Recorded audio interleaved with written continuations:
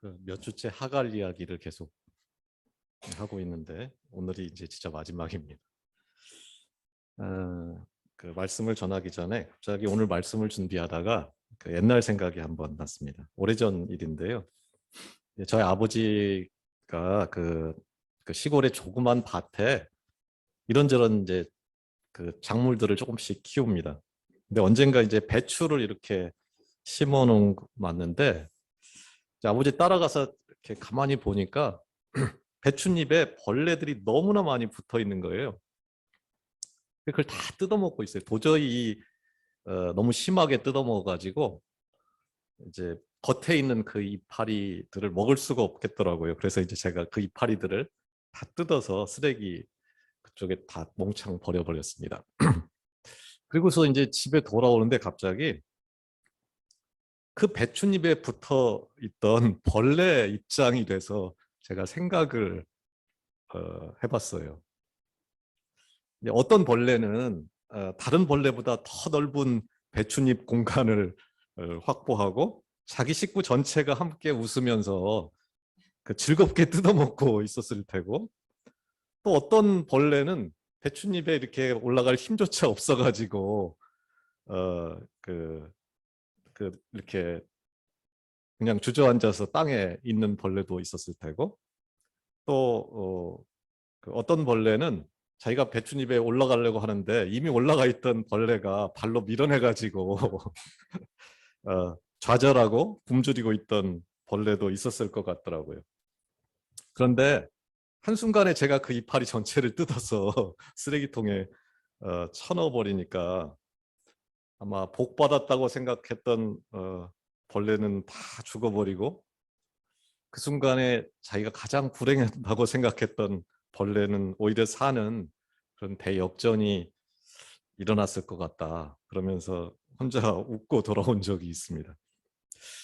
오늘 본문을 보다가 참 우리 인생이 얼마나 어리석은가 하는 걸 생각해 보면서 좀 유사하다 그런 생각이 들어서 함께 나눠보았습니다.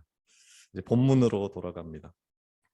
지난 시간에 우리는 하갈이, 그 노예 하갈이 바란 광야, 자기 자식 이스마엘과 함께 바란 광야, 그러니까 오늘날로 치면 아라비아 광야로 추방당하는 그런 가슴 아픈 장면을 함께 살펴보았죠.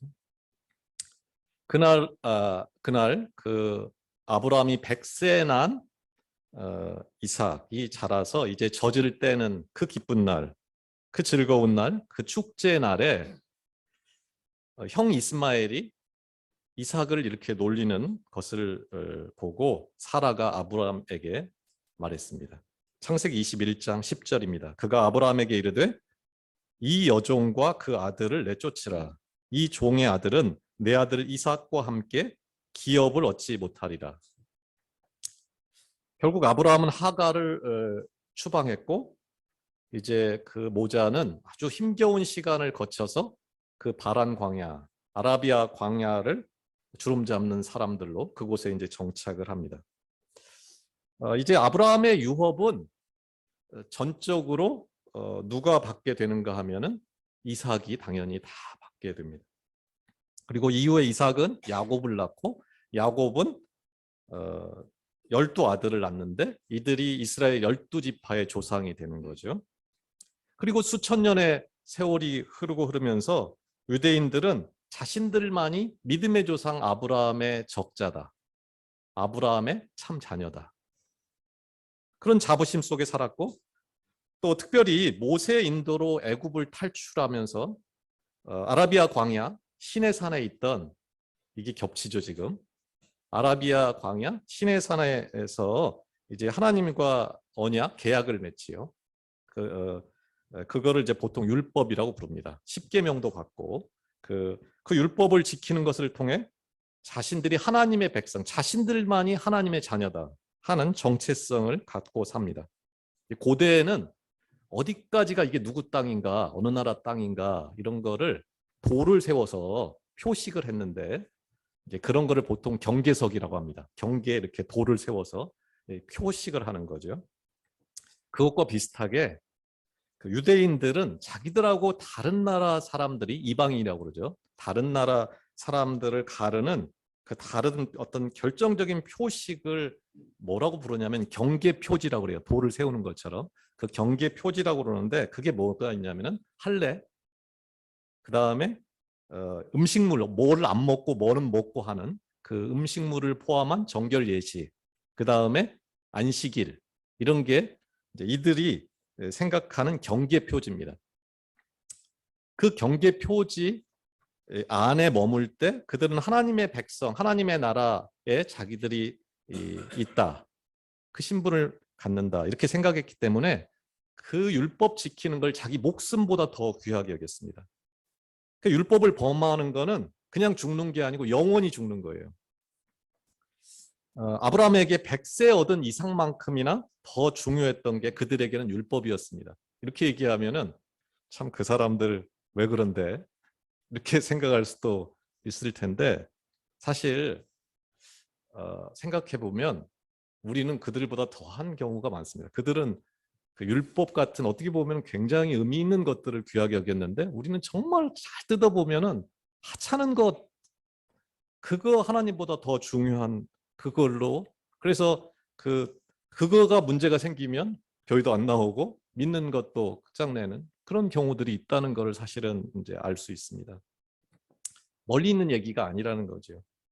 어찌됐든 구원은 오직 아브라함을 통해서, 그 후손인 유대인들을 통해서, 그리고 특별히 온 우주의 중심인 예루살렘을 통해서, 특별히 그들이 목숨보다 귀하게 여기는 그 하나님과의 계약, 율법을 통해서 구원은 주어진다. 그들은 그렇게 믿었습니다.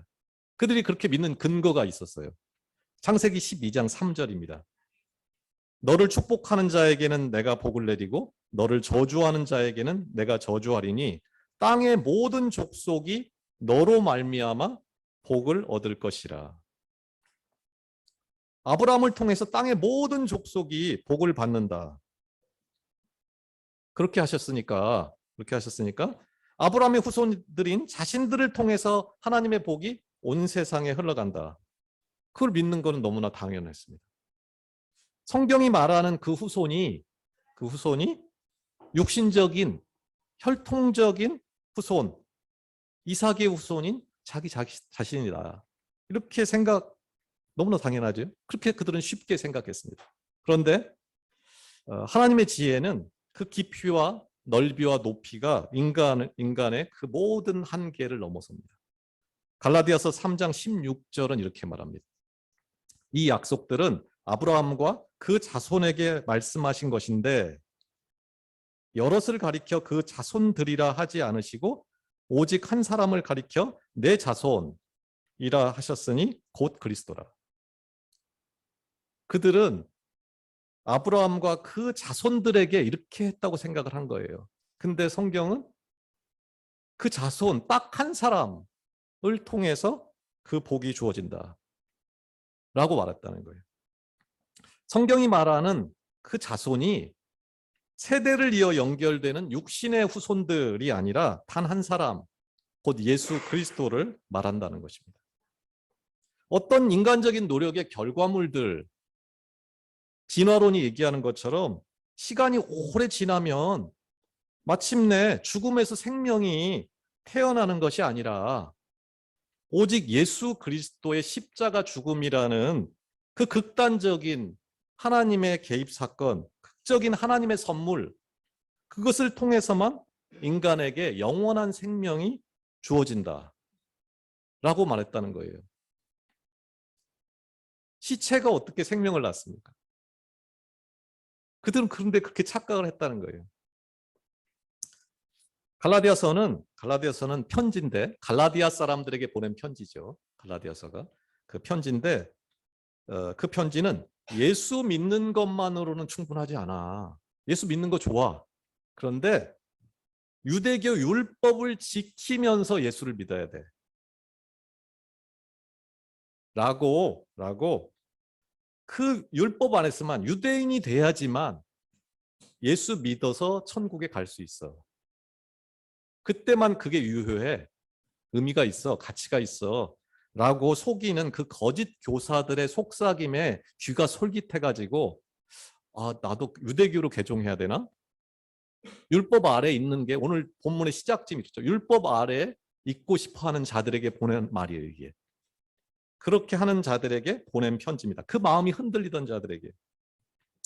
그러면서 바울은 오늘 본문에서 너희가 그렇게 중요하다고 말하는 율법, 다시 말하면 성경이 말하는 진짜 뭐라고 말하는지 한번 자세히 보자. 오늘 기록된 바, 기록된 바, 기록된 바 여러 개가 나오죠. 그게 성경에 기록된 바 이런 말이죠. 성경이 뭐라고 하는지를 우리 한번 자세히 한번 보자 그러면 하고 말한 거예요. 갈라디아서 4장 22절, 23절입니다. 기록된 바, 성경에 적힌 것을 한번 정확히 보자는 거예요. 기록된 바, 아브라함에게 두 아들이 있으니 하나는 여종에게서 하나는 자유 있는 여자에게서 낳았다 하였으며 여종에게서는 육체를 따라 낳고 자유 있는 여자에게서는 약속으로 말미암았느니라. 한 아들은 여종에게서 낳았다. 육체를 따라 낳았다. 같은 말인데 우리가 육체 그러니까 뭔가 나쁜 의미 같은데 굉장히 좋은 말입니다. 이게 무슨 말이냐면 성경이 말하는 육신, 육체라는 게 무슨 말이냐면 인간이 할 수 있는 최상의 선택, 최고의 지혜, 최고의 어떤 가능성, 인간이 할 수 있는 어떤 한계 지점, 가장 높은 지점, 그 상황에서 한 선택, 그게 육신을 따라 났다 이런 말입니다. 굉장히 설득력 있는 말이라는 거예요. 아브라함이 나이 85세에 아들을 얻기 위해 인간이 할 수 있는 가장 지혜로운 합리적인 누가 봐도 뭔가 받아들여질 만한 그런 방법은 여종 하갈을 첩으로 드리는 것이었습니다. 반면에 두 번째 아들이 있다는 거예요. 그 아들은 자유 있는 여자에게서 낳았다. 약속으로 말미암았다. 지금 쭉 보면은 사라라는 말이 단 한 번도 안 나옵니다. 여기서 인간 사라가 중요하지 않다는 거예요, 지금. 이 말은 뭐냐면 그것과 반대라는 거예요. 육체를 통해 낳지 않은 아들이라는 거예요. 땅의 논리로는 설명이 안 되는 방식으로 인간의 한계를 넘어서는 방식으로 오직 하나님이 하셨다고 밖에는 말할 수 없는 방식으로 낳았다. 그게 두 번째 아들이라는 거예요. 여기까지는 유대인들도 똑같이 이해하고 받아들일 수 있는 내용입니다. 왜요? 자기들이 이삭의 후손, 약속의 자손이라고 생각하고 있으니까. 그런데 그 다음 문장이 정말 충격적입니다. 그 다음 문장이 뭐냐면 이것은 비유니 이렇게 나왔죠. 그러니까 이게 비유가 뭐냐 이거를 좀 확인하고 갈 필요가 있는데 비유는 뭐냐면은 문자적으로 혹은 문법적으로 이렇게 꼬치꼬치 딱 물은 그런 방식으로 보는 게 아니고 어떤 한 가지 핵심 주제를 은유적으로 이렇게 표현한다 이런 말이에요. 비유한다 이런 말이에요. 예수님이 천국을 뭐라고 할 말이 없으니까 비유를 하죠. 천국은 뭐와 같으니. 인간의 지각의 한계 능력을 벗어나는 것을 설명할 수가 없으니까 비유를 하는 거예요. 그거랑 비슷하다는 거예요. 지금 이것은 비유니. 그러니까 굳이 뜯어보면 문제가 많은 말들이 있어요. 그렇지만 그걸 말하려고 하는 게 아니라는 거예요. 24절, 25절입니다. 이것은 비유니 이 여자들은 두 언약이라. 하나는 신의 산으로부터 종을 낳은 자니 곧 하갈이라. 여기까지는 이해가 가죠. 하갈이 종을 낳죠. 25절. 그런데 이 하갈은 아라비아에 있는 신의 산으로서 여기까지는 이해가 다 갔습니다. 갑자기 유대인들이 기겁할 말이 그 뒤에 나옵니다. 그런데 지금 있는 예루살렘과 같은 곳이니 그가 그 자녀들과 더불어 종노릇하고 갑자기 화살표가 엉뚱한 곳을 가리켜버려요. 일체의 유업을 받지 못하고 쫓겨난 하갈, 그 하갈이 바란 광야, 아라비아 광야에 살았다. 버림받았다. 거기는 이해가 가는데 모든 유업을 받은 약속의 자손 이삭, 그 이삭의 후손이 사는 땅, 그 예루살렘, 그게 같은 곳이다. 내 일반이다. 다 그게 그거다. 그런 말이에요. 한마디로 이스마엘도 이삭도 다 종노릇하고 있다. 매여 있다. 전혀 다를 바가 없다. 인간적인 눈으로 보면 혈통적으로 완전히 다른데, 이후의 삶의 행보가 극단적으로 다른데, 그런데도 불구하고 하나님은 그 둘이 같다. 다 거기서 거기다. 왜 그럴까요? 도대체 어떻게 그런 결론이 가능하다는 말일까요? 그 다음 구절을 통해서 그게 무슨 말인지를 알 수 있습니다. 26절입니다. 오직 위에 있는 예루살렘은 자유자니 곧 우리 어머니라. 위에 있는 예루살렘. 아라비아나 시내산이나 다 땅 아래 있기는 마찬가지라는 거예요. 다 땅의 도시고, 인간이 똑똑하면 잘나면 얼마나 잘났을까마는, 가졌으면 얼마나 가졌을까마는, 그래도 다 자기는 최고의 선택을 하면서 산다고 하는 그 육체 일을 도모하는 도시라는 면에서는 똑같다라는 것입니다. 육체를 심어 육체를 거둘 수밖에 없고, 그러니까 다 거기서 거기고, 때가 되면 다 죽음의 권세 아래 죽는다. 그러니까 같은 거다. 그런 겁니다. 그런데 26절에 그것과 반대되는 사람들, 반대되는 땅이 있다. 그게 위에 있는 예루살렘. 근데 그게 우리 어머니다. 이렇게 여기서 말하는 어머니라는 표현이 뭐냐면은 시민권을 나타내는 말입니다. 하늘의 시민권이 있는 사람들. 다시 말하면 영원한 생명의 사람들.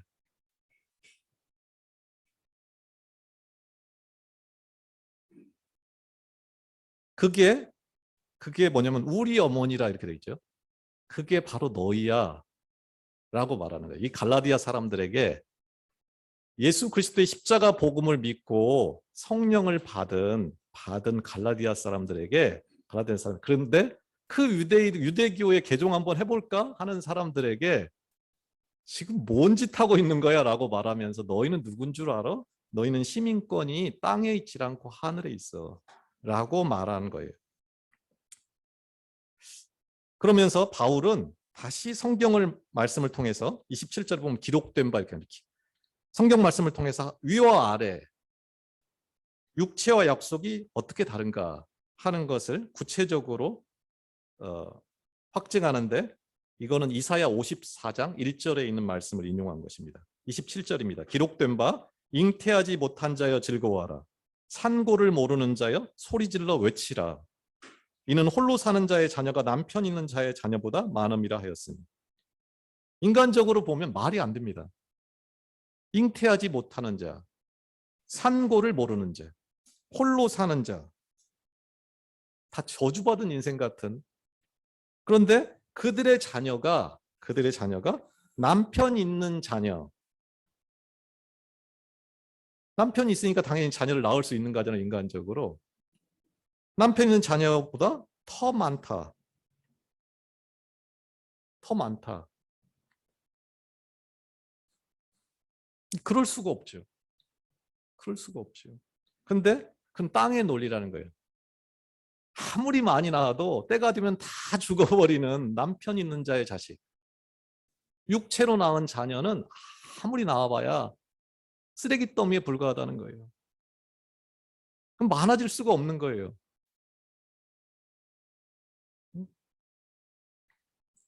결국에는 극단적인 반전이 일어나고, 그때 너희는 소리질러 외칠 수밖에 없는 기쁨, 그것을 갖게 될 거다. 이미 그것을 가지고 있다 라고 말하는 것입니다.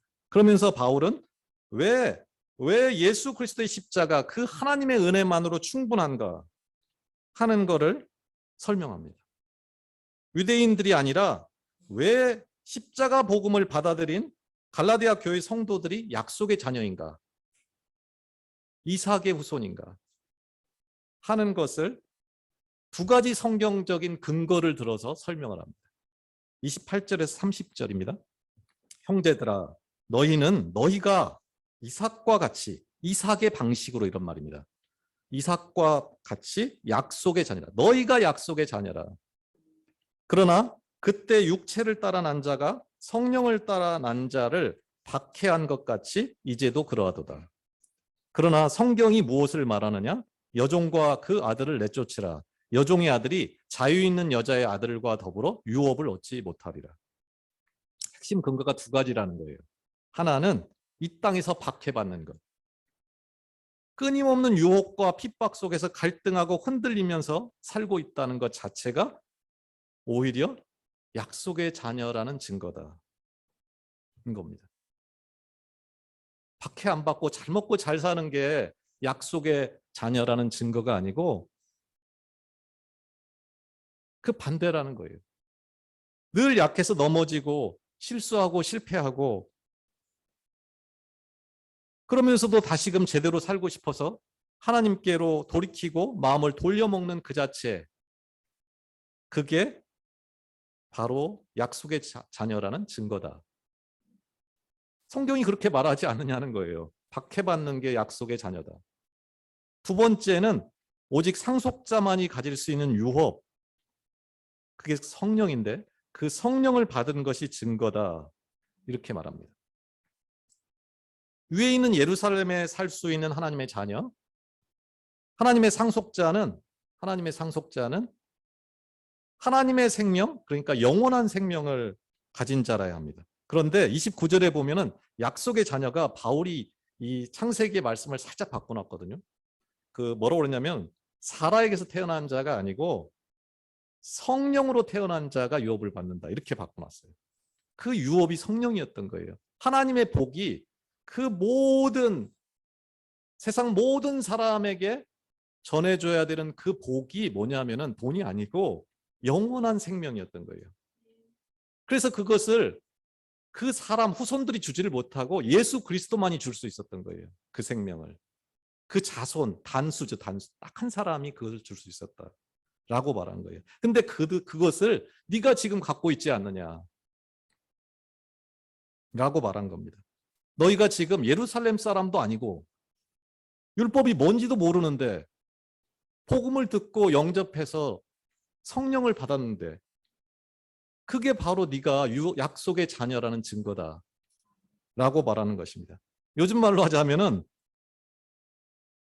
너 요즘 참 이상하다 라는 말을 듣기도 하고 또 어떤 때는 내가 생각해도 요즘 참 이상하기는 해 라고 말한다는 거예요. 어떻게 내가 교회를 향해서 발걸음을 옮기고 이 말도 안 되는 소리를 듣고 앉아있고 옛날 같으면 미친 말들이라고 해야 할 그 말들이 믿어지고 두 손 모아 기도라는 것을 하고 있느냐. 그것은 너희 안에 성령, 그 하나님의 영원한 생명이 없이는 불가능한 거다. 이미 상속자로 이미 유업이 네 안에 들어와 있다. 그게 바로 네가 약속의 자녀라는 증거다. 유대인 이삭, 인간 이삭, 그 혈통이 중요한 게 아니고 이삭의 방식으로, 다시 말하면 인간의 한계를 넘어서는 방식으로 오직 하나님의 아들의 죽음, 그 부활, 그 은혜의 방식으로만 태어날 수 있는 게 약속의 자녀고 그게 바로 너다 라고 말하는 것입니다. 바울은 결론을 이렇게 짓습니다. 31절입니다. 그런즉 형제들아 우리는 여종의 자녀가 아니요 자유 있는 여자의 자녀니라. 예수 그리스도 안에서 신분이 달라졌다는 거예요. 종이 아니고 자녀가 되었다는 거예요. 그것도 영원한 생명, 하나님의 생명을 가진 자녀가 됐다. 따라서 그 영원한 생명을 가진 자만이 가질 수 있는 자유, 땅에 있는 그 모든 일로부터 자유할 수 있는 자유인이 되어라. 땅의 일을 무시하라는 것이 아닙니다. 이제 땅의 일은 다 필요 없어 그런 게 아니고요. 거꾸로입니다. 이 땅에 하나님의 뜻을 보여주는 사람이 되어라. 그 영원한 자유 안에서 살아라 라고 말하는 겁니다. 사실 성경이 말하는 자유는 방종이 아닙니다. 아무 일이나 너 하고 싶은 대로 네 마음대로 해. 그게 자유지 라고 생각할 수 있지만 성경은 오히려 자기 마음대로 하지 않을 자유를 말합니다. 죄를 지을 자유가 아니고 죄를 짓지 않을 자유. 누군가를 억압하고 못 살게 구는 자유가 아니고 누군가를 살리기 위해서 내가 그 사람 밑에 들어가는 자유. 누군가 위에 군림하는 자의 자유가 아니라 누군가의 종이 되는 자유를 말합니다. 움켜쥐는 자유가 아니고 포기할 수 있는 자유를 말합니다. 그것은 오직 위에 있는 예루살렘의 시민권을 가진 자. 이 땅에서의 삶이 모든 게 아니라는 것을 아는 자만이 할 수 있는 선택입니다. 영원한 생명을 확실히 품은 자만이 진짜 종이 될 수 있어요. 진짜 그 자유로 다른 사람의 종이 되어 섬길 수 있게 된다라고 말하는 것입니다. 이제 말씀을 정리합니다. 갈라디아 사람처럼 우리도 때마다 일마다 흔들리고 넘어집니다. 특별히 믿음의 연륜이 쌓인 사람들일수록 더 위험할 수 있습니다. 어쩌면 우리가 당시 유대인들과 똑같은 모습을 하고 있을지도 모르기 때문이죠.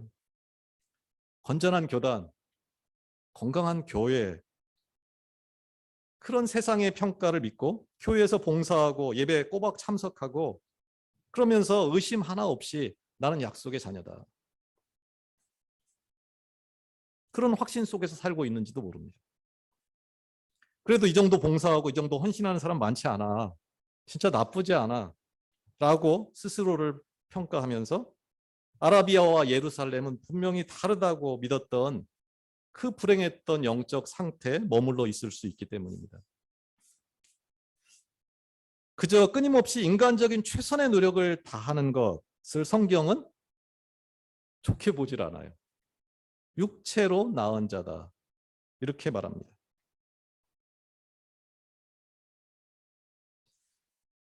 그저 무슨 일이든 최선의 노력을 다하기에 앞서 무엇을 확인해야 되냐면은 나는 위쪽으로 하나님께로 분명히 연결되어 있는 사람인가를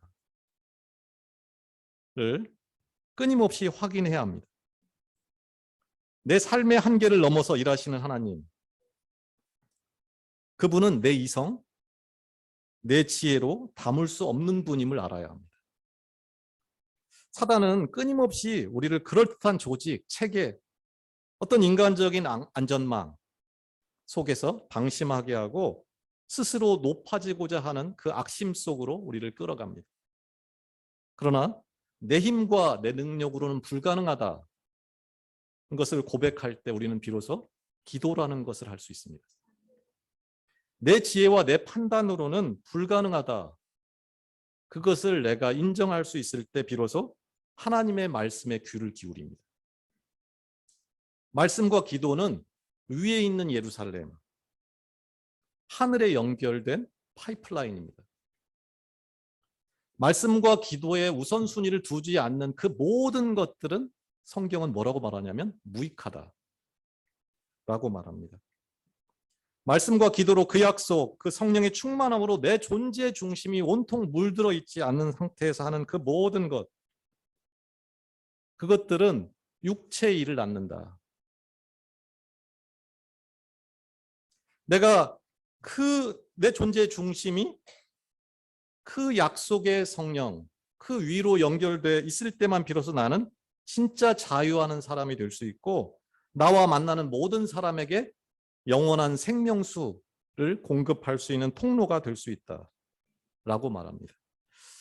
바라기는 이 한 주간 5분이든 10분이든 혹은 성경을 한 장이든 10장이든 뭐 길고 짧음을 또 많고 적음을 떠나서 하나님 앞에 앉아 말씀을 읽고 기도하기 위해 일정한 시간을 정하고 실천하는 은혜가 있기를 간절히 원합니다. 기도하겠습니다.